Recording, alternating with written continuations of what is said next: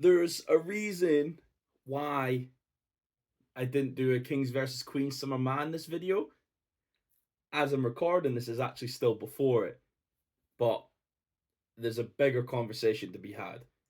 So, continuing the series of how to save the URL, part 2, the Kings versus Queens dilemma. Let's talk about it.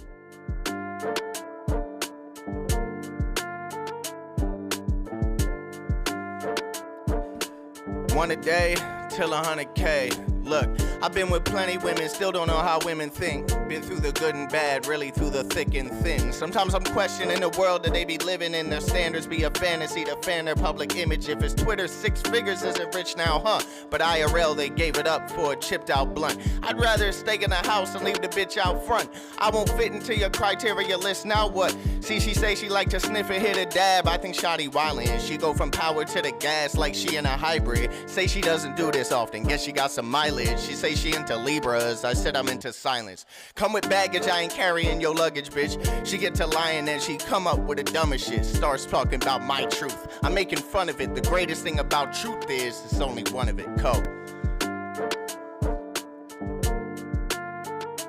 What's good? Cammygbr back at it. Ba-bang. Yeah, there was a reason why I didn't do a Summer Madness prediction. Because they made the decision to make Summer Madness Kings versus Queens. That's a tough decision to do. And naturally, in the same way that they made Summer Madness Summer Impact, and we were all skeptic about, you've taken away Summer Madness for a maybe not so popular event. I know Double Impact is popular, but it's our big Super Bowl of battle rap, or our NBA final, is now being replaced by fantasy football, kind of, where it's, oh, we just make it up. It kind of felt like we've done the same with Summer Madness this year for 2024. What is Kings versus Queens? Kings versus Queens was an event made in the caffeine era. This event was made with Babs, Vega, Debo, in junction with the URL, and tried to make an event solely men versus women. Now, we've been wanting this for a very long time. Not long before this, I'm not going to say the name of the event, but what we had before this was, yeah, not exactly what we were talking about. But we got this. This was 2020. We were in the pandemic. Summer Madness 12 was not long before this. It might even been Summer Madness 10, or one of these Summer Madnesses not that long ago before this. In that we're Geechee versus Clips. We had John Ill Will, B. T Top, Chess versus K Shine. We had a lot of good battles on this card. So they used the same venue for the next event, which was King versus Queens, nearing the end of October. With Kings versus Queens, URL was in a predicament. They had all this female talent brought into the URL, and with the relationship with Babs, relationships with Debo, they needed to have their talent in somewhere through this pandemic era. And unfortunately, Queen of the Ring is what appears to be a bit of a side company of the URL, where there's clearly alliances made, and through the pandemic there was no battles, there was no real way of Queen of the Ring ever being successful without pushing forward an alliance with somewhere that was following government restrictions at the time. So lo and behold, we have this event, and it's headlined with Sue Surf versus 40 Bars. In this moment, we had other battles like K Shine and E Hart. We had Charlie Clips and Couture, DNA and Vixen. We had some great battles on this card. And what this card had done is brought the gamified feeling of team versus team. Now, outside of the URL, I'm from the UK.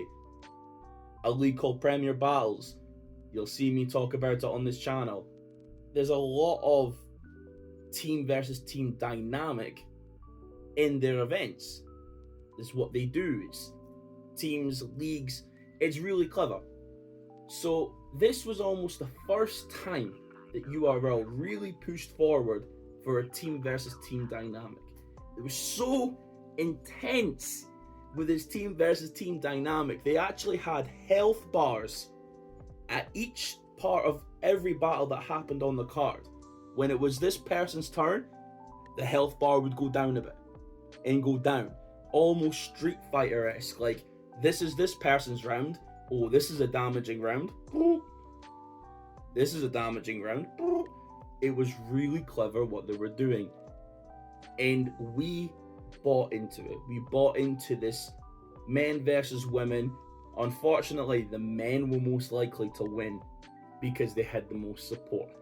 Not to say they would win with skill, but the support. Prior to the event, we were all going, the men are going to win, especially when you have Sue Surf, who before this fucked up versus Lux.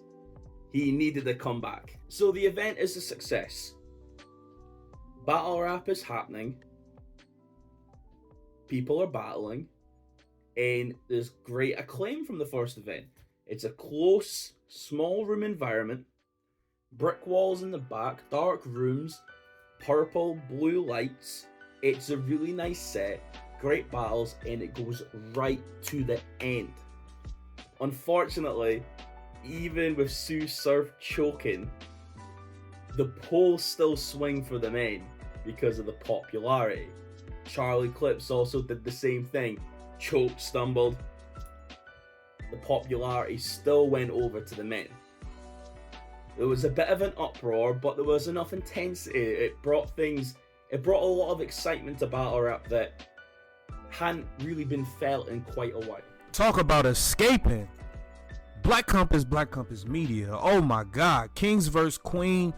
URL versus Queen of the Ring card was fire today. You know what I mean? It was definitely fire.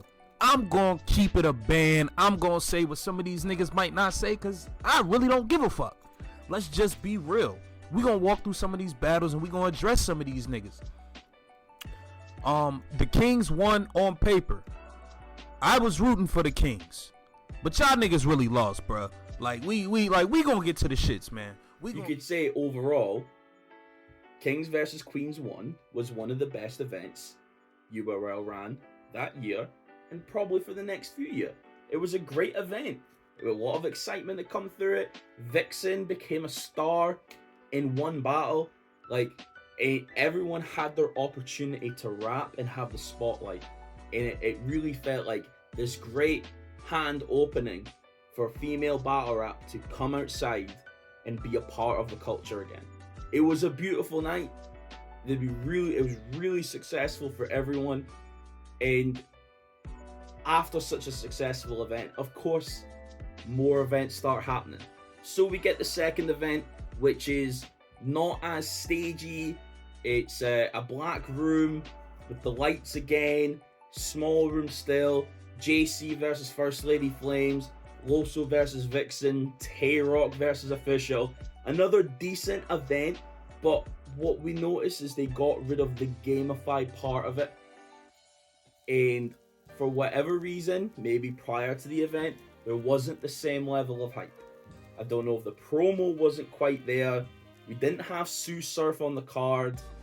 You know, even if Tay-Rock and Official, at the time, Tay-Rock's third round wasn't great, but then it went super viral 6 months later. We had some good battles, but it didn't have the same intensity. There wasn't the same level of people behind supporting their team. It kind of felt like, I'll battle her because I like her, so I'm going to give her the opportunity. And in that moment there, from the second one onwards, the events took a turn. They weren't the same events. Christ, Hustle and Averb, you know, where the guys didn't quite take the females seriously, and there was just this weird dynamic of, oh, but the women are always winning because the guys don't care. And this would permeate and would be an ongoing narrative through almost all of the Kings versus Queens. At least one or two battlers get this, it's a woman, I don't care, thus losing the essence of what Kings versus Queens was supposed to be. So after a great first year, an okay second year at it, they decide to bring it back on the big stage. Now, I'm going to be 100% honest with you. When it went to the big stage, this is where it all declined for me. As a fan of battle rap, as a fan of the culture, the Kings versus Queens on the big stages is not entertaining.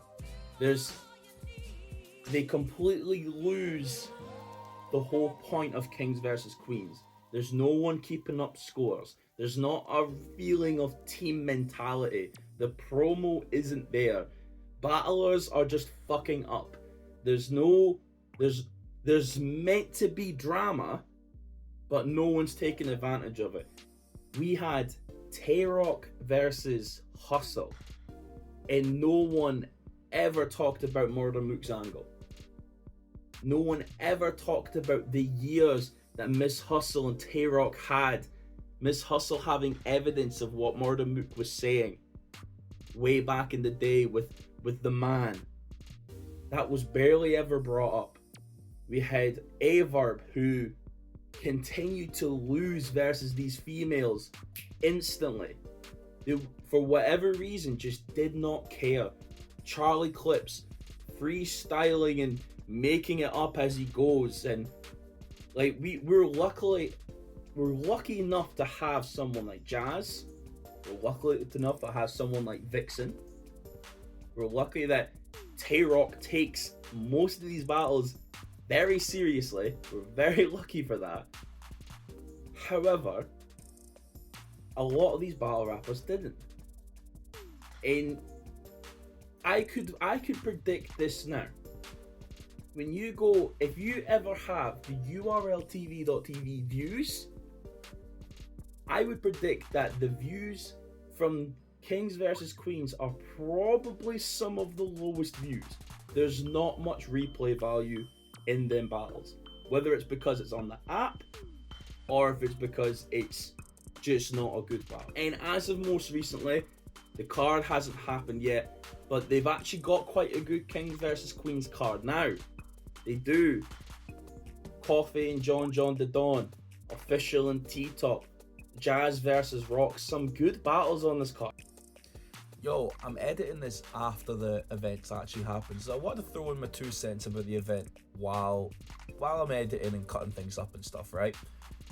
I actually think this Summer Madness Kings versus Queens event was pretty good, but it was pretty good because it turned out to be a small room event.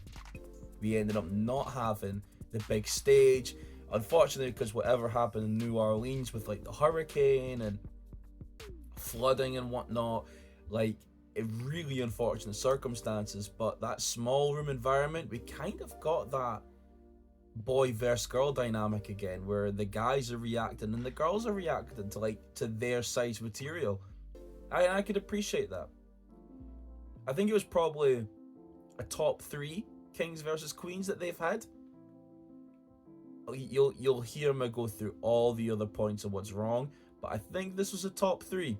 It felt cushy, it was enjoyable to watch. Smack was on his game with the hosting, and I just like the dynamic, and I don't think that dynamic happens on the big stage. Great event, it was enjoyable to watch, and I actually appreciate spending the money for that, because it was quite expensive. Back to the video. Some really good battles. Vixen and Rum Nitty. But looking at this card, there's no longer that team mentality. We lost what made 2020 so good. The team, almost the innate feeling of boys versus girls. That seems like a very baby topic, but We all appreciate it. Even as adults, you go, oh, yeah, girls smell. You know, we appreciate that. And with the boys versus girls, it's probably the most accessible that battle rap will be for the female demographic. We have diehard female battle rap fans, absolutely, especially in the UK, diehards. However, in the US, if you are like a female that enjoys wilding out and things like this that are maybe slightly more commercialized, this is a perfect gateway, kings versus queens, to get you in a little more tailored part of battle rap where the women really fight back. You know, there's such great potential with kings versus queens. So what is the problem with the kings versus queens? Like, I think the drop off from where it was to now is a big problem. I think that as a problem with the kings versus queens series is that you set this up as this big heralded event. You have all of this effort. This is the kings versus queens, and then you throw it away. It's like it's almost now doing the opposite of what kings versus queens was supposed to do by just becoming part of an event schedule. Kings versus queens, tick, done. Gnome, tick, done. Summer Madness, tick, done. Where if you're wanting to put the women in battle rap, what you can't do is push them to the side, because all these men are all these other cards, and almost exclusively now we have kings versus queens for one event. That's it, just one event. Another problem too is that because it's not the most popular event, or it's not the most talked about, kings versus queens does not get the algorithm moving. Like Hitman Holla and Geechee gets the algorithm moving. Easy and Ill Will, because it's Easy's return, he gets the algorithm moving. You know, Rum Nitty, whatever he does, the algorithm moves. You know, for whatever reason, kings versus queens does not get the attention it once did. And if it is, it's someone who's clipped this, posted on TikTok, and not shouted out the URL. It's almost as if people appreciate the extra stuff from Kings versus Queens, but not the battles from Kings versus Queens. We have Tay-Rock going, you a bowling ball body bitch, you a lamp that's too heavy bottle bitch. Like, you know, we have the extra silliness, but we don't have the big moments. Miss Hustle hasn't gone viral from beating Tay-Rock. You know, Vixen hasn't gone viral for beating DNA. It's always the quips, but they go viral because we feel that boys versus girls. Oh, he's saying things. JC should have gone viral for what he did with First Lady Flames. We don't appreciate the talent, we appreciate the silliness. But maybe they need to lean into it. Maybe they need to lean into it just a little bit to gather views. So with what's been said about the URL, and this is a lot of it's my opinion, there is some good battles on it, it's just not an algorithm mover. And consistently, I've never known an event to have a high standard and drop so rapidly, so quickly, that there's less and less people that are caring about Kings versus Queens. That it might fill out a venue. Great, it fills out a venue, but where's the impact afterwards? You know, there's so much that can be said, so much that should be said about this, but doesn't work. So how do we make Kings versus Queens relevant? What we don't do is don't put it on Summer Madness. Don't replace it on another event. Don't do this next year. Do not do this next year. Summer Madness is sacred. Don't replace it with Kings versus Queens. Let's talk a real solution. I'm not sure if anyone was quite aware We obviously had Rookies versus Vets, the first series. It had Saga and Suge, Chess DNA, T-Top Charlie Clips, A-Verb versus Briz, John versus Prep.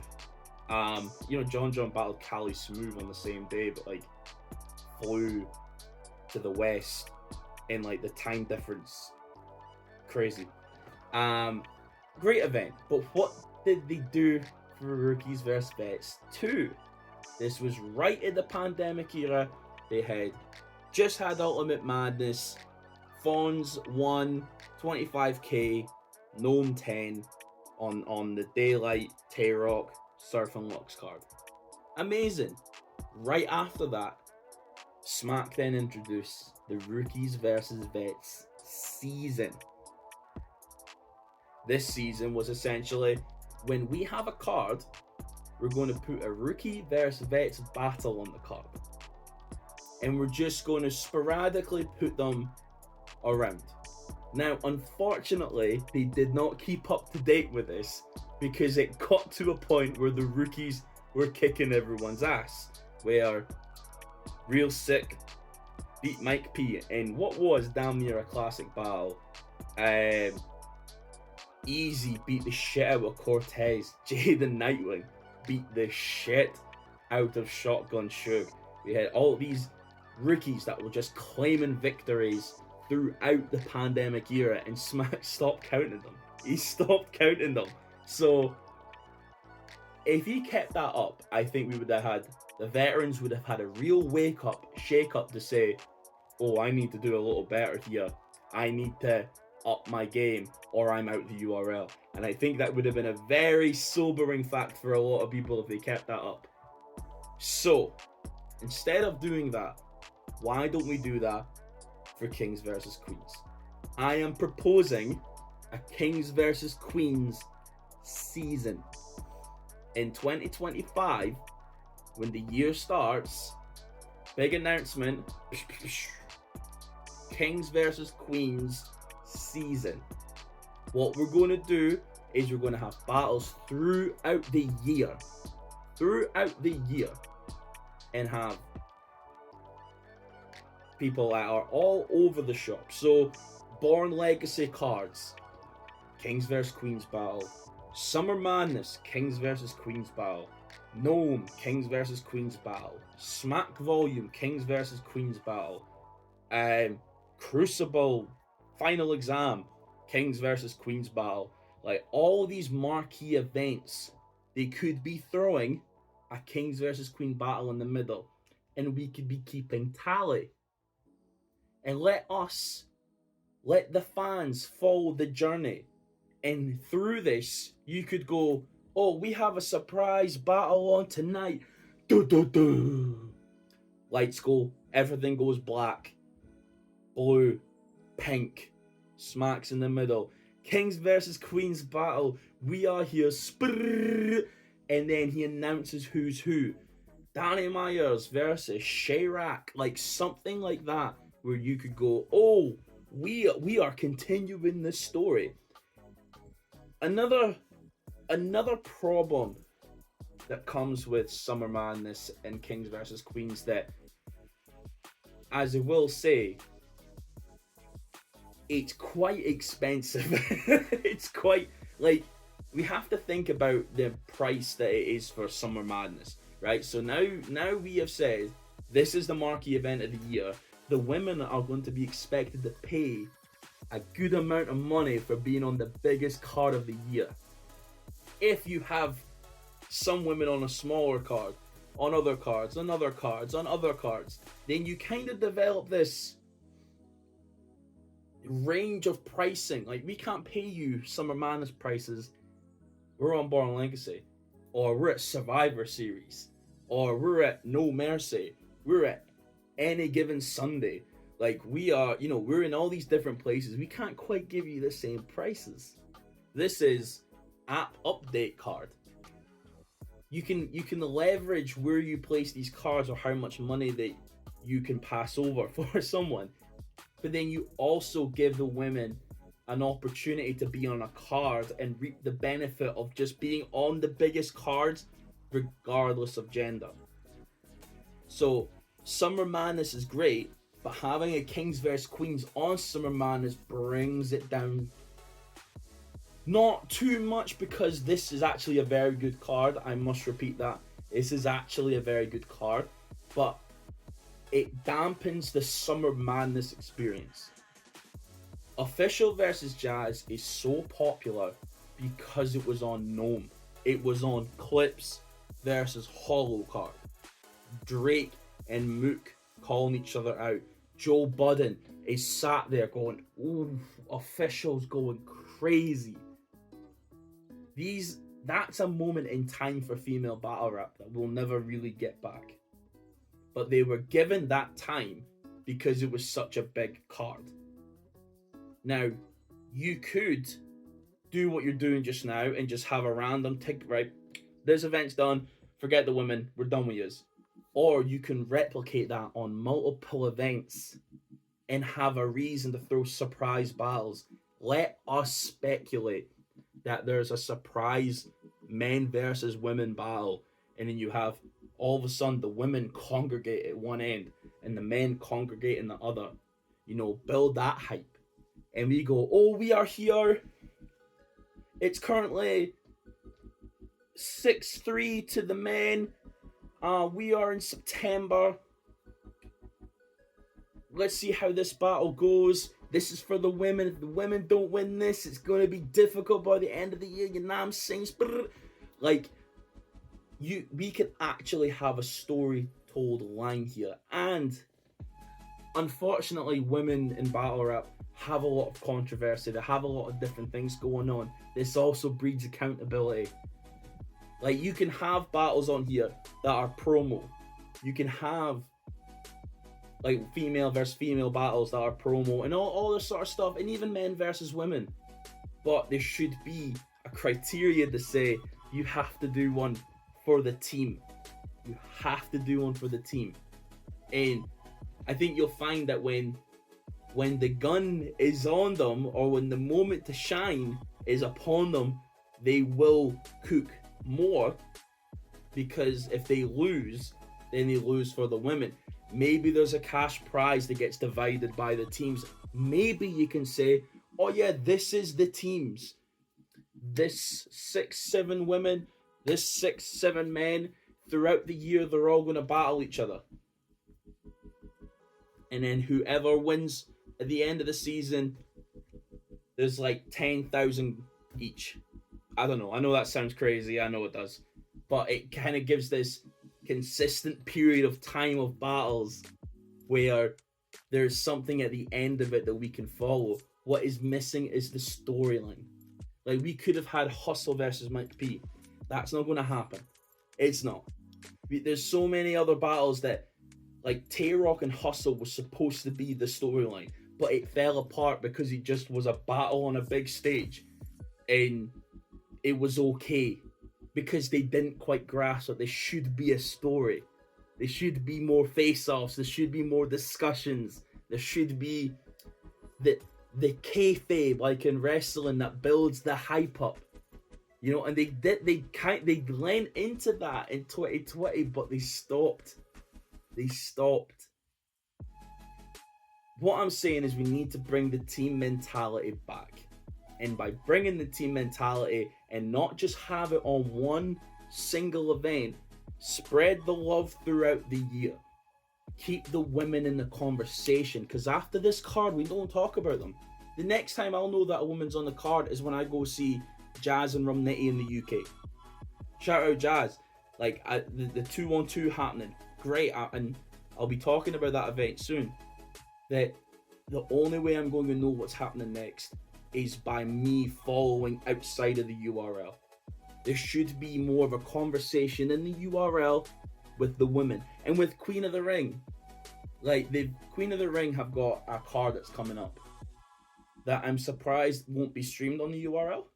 Like, if they're separating now, okay. And if the Kings versus Queen event is solely a URL event now, then we should have more flexibility to do more with the event. So as a final point for URL TV and the Kings versus Queens, what we're needing more men versus women's battles. More throughout the year is what we're needing.